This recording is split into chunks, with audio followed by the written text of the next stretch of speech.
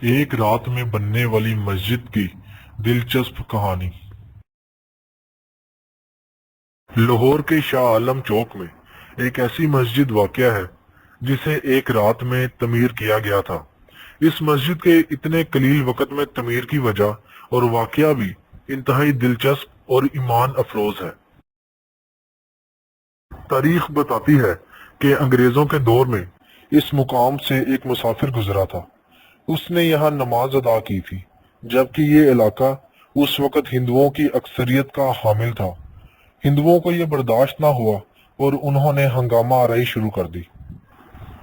معاملہ عدالت تک جا پہنچا اور وہاں ان کا موقف تھا کہ اس جگہ پر مندر تعمیر ہوگا، جبکہ مسلمان یہاں پر مسجد تعمیر کرنا چاہتے تھے۔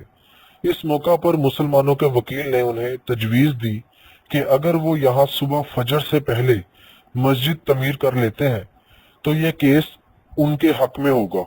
مسلمانوں کی جانب سے اس کیس کی پیروی قائد اعظم محمد علی جناح کر رہے تھے۔ ایک رات میں مسجد تعمیر کرنے کی تجویز پر مسلمانوں نے فوراً فیصلہ کیا۔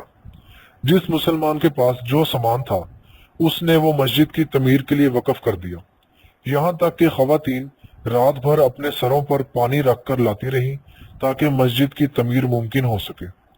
دوسری جانب مسجد کی تعمیر مکمل ہونے کے بعد عدالت نے بھی مسلمانوں کے حق میں فیصلہ سنا دیا۔ علامہ اقبال کو جب تیسرے روز اس مسجد کی تعمیر کا پتہ چلا تو وہ یہاں تشریف لائے اور بہت خوش ہوئے۔